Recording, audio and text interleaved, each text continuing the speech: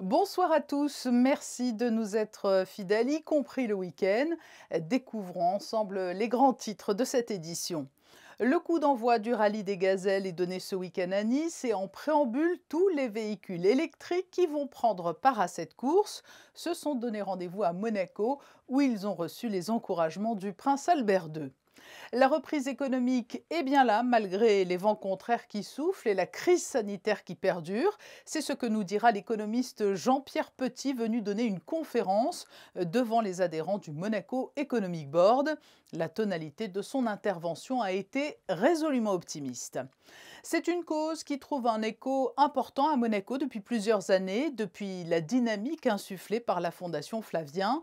Aujourd'hui avait lieu la traditionnelle Trot and Roll annuelle de l'association, destinée à récolter des fonds. Nous entendrons le président fondateur de la Fondation Flavien, Denis Macario. Des véhicules de collection qui raviront les passionnés d'automobile. Tout au long du week-end se tient le salon Saint-Jean-Cap-Ferrat Prestige et l'on peut y découvrir des véhicules appartenant à la collection du Prince Souverain. Nous étions sur place. Ces véhicules-là n'ont donc rien de vintage, mais ils ont la particularité d'être 100% électriques. Ils ont pris le départ du rallye des gazelles un peu en avance par rapport aux autres concurrents ce matin depuis Monaco, au pied du musée océanographique. Et un spectateur de marque est venu les encourager, le prince Albert II. Le reportage de Vanessa Dessy et Marie-Ève B. En 2017, le rallye Aïcha des gazelles du Maroc lançait une nouvelle catégorie permettant d'accueillir des véhicules électriques. En partenariat avec la Fondation Prince Albert II, le e-Gazelle Vinci Immobilier voit donc le jour. Il est le premier rallye raid au monde à intégrer une classe réservée aux véhicules 100% électriques. Ça se passe dans le désert, en hors-piste, donc c'est pas anecdotique, c'est vraiment quelque chose que nous mettons, qui nous demande beaucoup de contraintes, parce que comme vous le savez, l'électrique demande beaucoup de contraintes, mais nous sommes arrivés à relever le défi. Le soutien de la Fondation, pour moi, est nécessaire, vital, d'abord parce qu'elle crédibilise aussi la catégorie, et puis nos avancées, nous les faisons avec aussi la Fondation pour leur expliquer, ils nous aident, et ça c'est super important. 3 e-Gazelle Buggy prototypes et 10 e-Gazelle Auto ont donc pris le départ depuis la Principauté, dont l'équipage numéro 500 aux couleurs de Monaco Liver Disorder, une association monégasque qui aide et soutient la recherche médicale. Le but de ce rallye, j'allais dire 100% électrique, c'est surtout de soutenir aussi une association MLD, les maladies du foie de l'enfant. Donc sachez que si on fait ça, c'est pour réhabiliter l'hôpital de Nice, le service pédiatrique, car là, on a envie de donner du confort à ces enfants qui sont malades. Je crois qu'aujourd'hui, comme disait très justement la présidente, être à l'hôpital et être malade, si on n'a pas un lieu de vie, j'allais dire, qui soit adapté, la guérison n'avancera pas. Si on doit s'arrêter pour aider quelqu'un, si on doit malheureusement perdre du classement parce qu'on peut vraiment aider, être utile, je pense qu'on le fera. Maintenant, on concourt donc pour cette association MLD, comme le disait Manal tout à l'heure. On est 30 équipages à être engagés pour une association et à faire ce rallye des gazelles. À la clé, il y a un prix et j'avoue qu'on serait vraiment très heureuse de pouvoir gagner ce prix et pouvoir le verser à cette association qui est vraiment fabuleuse. Le départ a été donné par le prince Albert II depuis le musée océanographique. Un geste très symbolique puisque la principauté est précurseur en matière de protection de la planète. C'est un beau symbole, je crois, avec tout ce que la principauté fait, tout ce que la Fondation fait aussi pour promouvoir les énergies renouvelables, mais la mobilité propre. C'est un mariage parfait. Ça illustre très bien, je crois, cette volonté d'aller vers des solutions renouvelables. Il n'y a pas de rallye des gazelles sans volet humanitaire. Et puis toutes ces associations qui participent au travers de différents équipages. Je crois que c'est un très beau message d'espoir. Tous les équipages rejoindront Tanger au Maroc pour le début de cette nouvelle aventure. L'arrivée du rallye est prévue le 2 octobre prochain. On ne sait toujours pas à ce jour quand la pandémie de Covid-19 s'achèvera, mais malgré tout, les économistes se veulent optimistes. Le président des Cahiers Verts de l'économie est venu à l'invitation du Monaco Economic Board donner une conférence sur le thème de la reprise. Les variants vont-ils la rendre impossible? Réponse tout de suite avec Jean-Pierre Petit. Bonsoir. Bonsoir madame. J'imagine qu'il est bien difficile pour les économistes d'avoir de grandes certitudes dans cette période dont on a bien du mal à voir la fin. Bien sûr, parce qu'il y a toute une série de chocs qui se sont présentés, qui vont continuer de se présenter face à nous. Il n'y a pas que la pandémie, hein. Il y a ce qui se passe en Chine, il y a les élections allemandes, il y a l'avenir des États-Unis, notamment les futurs plans de relance. Évidemment, il y a la situation des marchés, la situation de la dette. Il y a énormément de vents divers et variés qui se présentent devant nous, mais ça fait partie aussi du charme et même de l'intérêt du métier d'économiste. Oui, alors cela dit, vous disposez d'outils aujourd'hui qui facilitent votre travail ou faire des prévisions, c'est devenu une mission impossible? Non, c'est pas impossible. C'est pas impossible. Moi, je fais des prévisions à longueur de temps. D'ailleurs, je dois observer que par rapport vraiment au caractère totalement inédit de cette pandémie, les erreurs des économistes, d'une manière générale, n'ont pas été aussi massives qu'on aurait pu le penser. Voilà. Et au cœur de votre propos devant les adhérents du MEB, il y a eu cette fameuse reprise. Hein. C'est vrai que l'on en parle beaucoup, on l'attend surtout depuis de longs mois. Bah, elle est là quand même. Hein. Elle est là. Si je prends l'Europe, si vous voulez, au deuxième trimestre, la croissance de la zone euro en rythme annualisé a fait 9%. Donc dans l'ensemble, par rapport à des discours très pessimistes qu'on pouvait avoir au début 2020, on s'en est pas trop mal tiré, en grande partie par effectivement les initiatives innovantes et dans l'ensemble assez rapides que les pouvoirs publics ont pris. Mais est-ce que l'arrivée des variants dont on sait qu'ils sont redoutables a rendu cette reprise difficile, voire délicate? Ce qu'on peut dire, c'est que le variant Delta qui est arrivé depuis plusieurs mois a freiné l'ampleur de la reprise. D'abord, il a surtout considérablement renforcé les goulets d'étranglement parce que de nombreux pays en amont du processus de production, en Asie de l'Est en particulier, ont été particulièrement frappés au cours des derniers mois. La République populaire de Chine, notamment au mois de juin, juillet, août, et puis les pays de l'ASEAN, d'Asie du Sud-Est, qui ont été très touchés. Et puis, c'est vrai, elle a un petit peu réduit, elle a freiné la mobilité, dans la mesure où Delta s'est propagé de façon non négligeable, par exemple en Amérique du Nord, aux États-Unis, et ça a freiné un petit peu l'ampleur de la reprise. Je dirais que ça a été plus un frein à la reprise qu'autre chose pour l'instant. Mais est-ce qu'aujourd'hui, sur les marchés et même ailleurs, hein, on craint une vague hivernale? Non, enfin, ça fait toujours partie de la prime de risque, si vous voulez, mais le sentiment dominant, c'est que pas à pas, on surmonte de mieux en mieux les variants. Voilà. Les nouvelles vagues, si vous voulez, pandémiques, et l'impact macro, globalement, est de moins en moins fort au fur et à mesure du temps. Vous avez axé votre propos sur la vaccination. Cette vaccination qui est présentée comme l'arme la plus fiable pour un retour à une vie normale, vous estimez qu'il est nécessaire qu'elle soit élargie à tous dans le monde entier? C'est vraiment l'arme ultime? Ah oui, et le problème qu'on a, c'est que dans un certain nombre de pays émergents, qu'on va dire plutôt pauvres, à bas revenus, le processus de vaccination n'est pas suffisant pour assurer une protection. Pour l'Afrique, l'Asie du Sud, l'Amérique centrale, une partie du Moyen-Orient, le niveau de vaccination est trop faible. Alors après, ce qui compense un peu ça, c'est le taux de séroprévalence. Comme la pandémie s'est déjà depuis 20 mois très fortement développée, il y a une protection un petit peu naturelle qui se met en place. Mais malgré tout, le taux de vaccination dans des gros pays comme l'Inde, si vous voulez, n'est pas suffisant. Une dernière question, alors c'est toujours très difficile à dire et à entendre, mais la théorie des cavaliers de l'Apocalypse laisse entendre qu'il n'y a rien de tel qu'une grande catastrophe sanitaire ou naturelle pour faire en quelque sorte table rase et relancer l'économie. Est-ce que c'est un point de vue que vous partagez? Non, c'est un point de vue que je ne partage évidemment pas.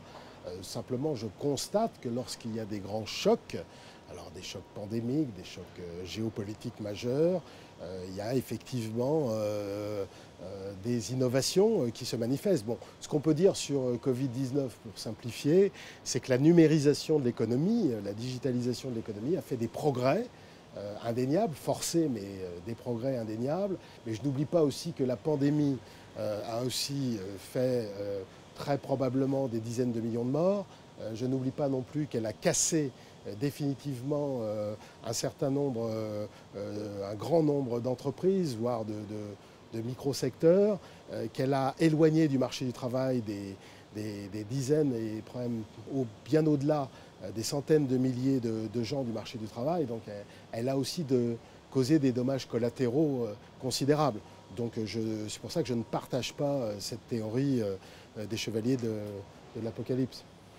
Jean-Pierre Petit, merci pour cet éclairage économique à l'occasion de votre venue à Monaco. Julia Vial nous rejoint pour faire un point notamment sur les derniers chiffres de la vaccination. Bonsoir Julia. Bonsoir Patricia, bonsoir à toutes et à tous. Si l'épidémie de Covid-19 ralentit ces derniers jours, la vaccination, elle, continue dans la principauté. 26 672, soit 69,55% de la population monégasque a déjà reçu une première injection, tandis que 23 308 personnes sont désormais totalement vaccinées à Monaco, soit 87,39% des primo-injectés. Nous avons reçu Domiti Lagourgue, sa directrice, cette semaine. L'association Mission Enfance a dignement fêté un important anniversaire. Mission Enfance a effectivement célébré ses 30 ans hier soir à la Salle des Étoiles. Une belle soirée de gala en présence de nombreuses personnalités.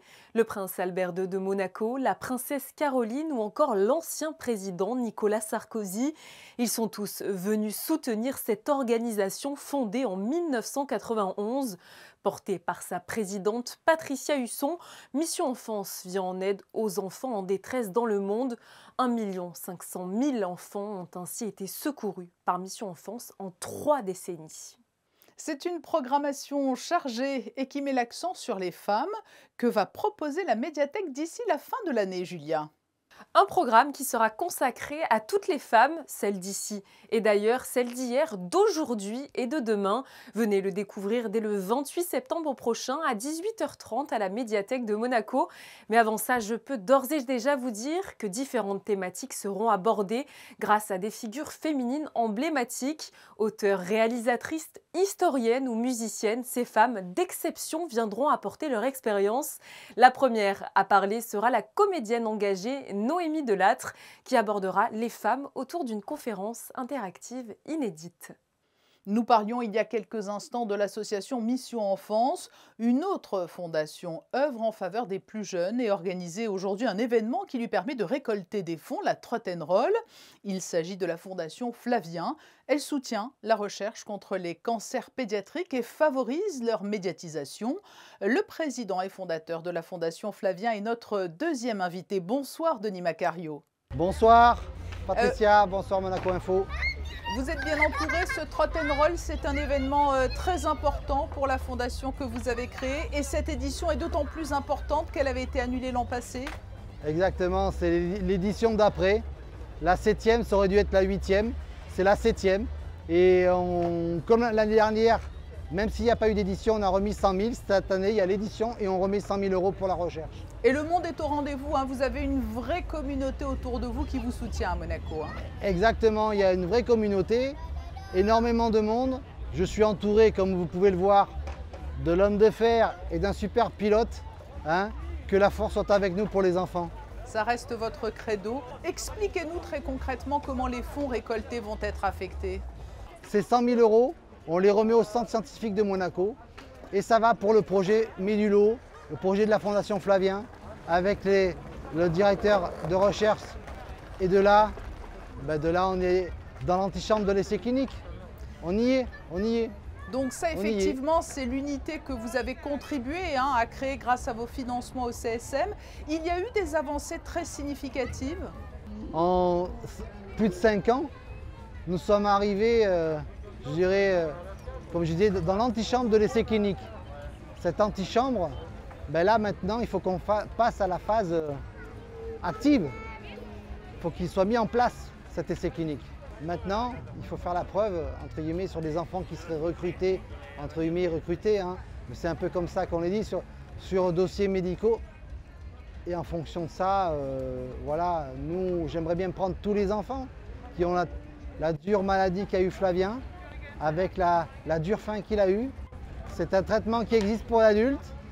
Il est transposé à l'enfant avec les autres traitements qui sont en cours, actuels et validés. Là, on va faire en sorte que les traitements soient validés C'est sur un cancer en particulier que travaillent les équipes du CSM? Tout à fait, c'est une tumeur cérébrale qui s'appelle méduloblastome. Et dans chaque type de famille, il y a des sous-familles à chaque fois, des spécificités. Mais quand on a une solution, quand on a une voie là, qui est créée, il faut y aller quoi. Donc là, l'étape importante, ce sont les essais cliniques. Quelle perspective se dessine ensuite? On est sur du très long terme ou au contraire, cela peut déboucher à des résultats importants, majeurs à court terme?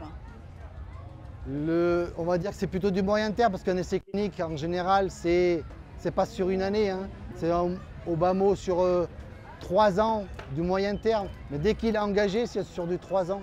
Il aurait pu être fait là. Il y a eu le Covid. Mais pendant le Covid, il y a les autres maladies, les autres cancers qui arrivent. D'autres adultes ou enfants sont atteints. Et ceux-là, à un moment donné, ils ont été laissés pour compte. Denis Macario, on a le sentiment effectivement peut-être que le Covid a un peu tout occulté. Vous avez vraiment initié une dynamique en principauté. Mais est-ce que vous avez le sentiment tout de même qu'au cours des dernières années, la cause des cancers pédiatriques a été mieux prise en compte? À Monaco, c'est indéniable. Dès le début, elle est prise en compte par tout le pays, par toute la principauté. On le voit bien, c'est symbolique. Quand on a le palais qui se met en orange, quand on a le musée qui se met en orange, quand on a le conseil national qui se met en orange, quand on a des établissements privés comme le Grimaldi Forum ou alors des banques privées comme le Barclays, Monaco qui se mettent en orange, ça veut dire que le message est passé dans la population, dans les autorités. C'est évident puisqu'ils sont là partenaires avec nous. Mais la population maintenant, elle nous connaît. Il faudrait approfondir ce message-là pour savoir, pour montrer vraiment l'efficacité des fonds qui ont été confiés à la Fondation. C'est énorme et il faut donc capitaliser sur ces travaux qui ont duré 6 ans. Et il y en a encore d'autres. Ça va durer toute une vie, jusqu'à mon dernier souffle. Je n'hésiterai jamais à mettre 100 000 € grâce à tout le monde. Hein. Voilà quoi. Les enfants, la vie d'un enfant vaut plus que 100 000 € quand même. Poursuivre la mobilisation, le message est entendu. Denis Macario, merci d'avoir été notre invité alors que vous organisiez aujourd'hui la Trot and Roll de la Fondation Flavien. Merci à vous, merci d'exister et puis faites un don sur le site de la Fondation Flavien. Passons à la page sportive et un derby qui va attirer tous les regards et qui a toujours donné lieu à de belles passes d'armes. L'AS Monaco FC se déplace à Nice ce dimanche à 13 h, Julia, à l'occasion de la 6e journée de Ligue 1. Il s'agira, Patricia, du 101e derby de l'histoire. Rappelez-vous, la saison dernière, cette confrontation avait souri au rouge et blanc avec 2 succès en Ligue 1. Cette année, la rencontre promet d'être rugueuse car les Niçois sont repartis sur de nouvelles bases lors de l'intersaison. Depuis le 28 juin dernier, ils sont dirigés par Christophe Galtier. 4e du classement général, son équipe fait un bon début de saison grâce notamment à une défense imperméable. Nice est d'ailleurs la seule équipe à n'avoir encaissé aucun but dans les 5 grands championnats européens cette saison. Pour Monaco, le défi sera donc d'être les premiers à transpercer la défense niçoise. Et nous y reviendrons bien sûr largement lundi. Pour la Roca Team, la préparation d'avant-saison se poursuit sous les meilleurs auspices avec cette victoire en Allemagne où l'équipe a pris le dessus sur Oldenburg, Julia. Une chose est sûre, hier était une belle journée pour l'AS Monaco Basket avec pour commencer l'arrivée de la superstar Mike James qui a ravi tous les supporters. Il a d'ailleurs retrouvé le groupe monégasque en Allemagne dans l'après-midi.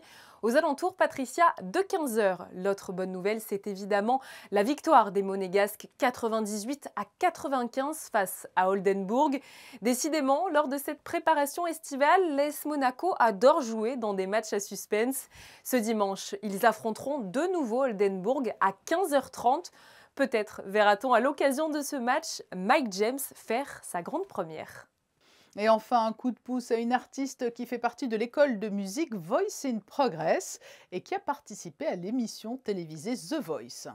C'était en mars dernier, Elodie Costa, 39 ans, se présentait face au célèbre jury de The Voice. Elle reprend ce jour-là Si Maman Si de France Gall, touchant à la fois les coachs comme les téléspectateurs. Malgré une prestation émouvante, aucun coach ne se retourne. Mélodie ne s'arrête pas là et décide de sortir son premier single intitulé Mélodie. Écoutez. Comme une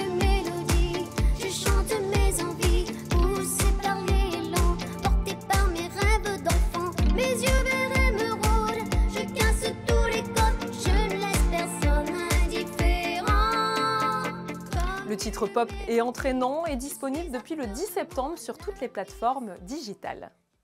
Voilà pour cette pause musicale. Nous avons débuté ce journal avec des véhicules tout électriques qui s'apprêtaient à rejoindre le désert en prenant part au rallye des gazelles.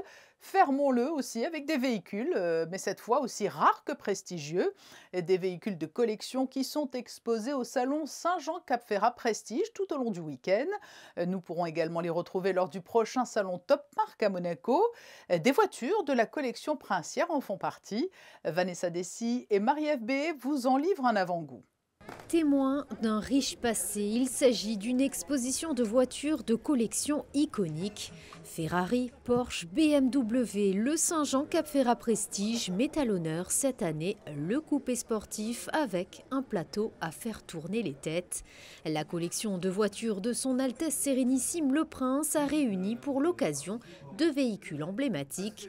Une Delahaye 135 MS achetée par le Prince Régnier III en 1985 et une Porsche 911 Carrera RS de 1973. La Delahaye, c'est une des dernières qui a été produite avec cette carrosserie qui date en fait d'avant-guerre, mais qui est encore sortie en 1947. C'est pour ça que vous avez le sigle GFA sur la calandre. Et elle a été carrossée par Chaperon et elle a encore vraiment cette élégance. Quant à la Porsche, c'est vraiment la génération de la fin des années 60, début des années 70, avec ses couleurs criardes et également une voiture très performante et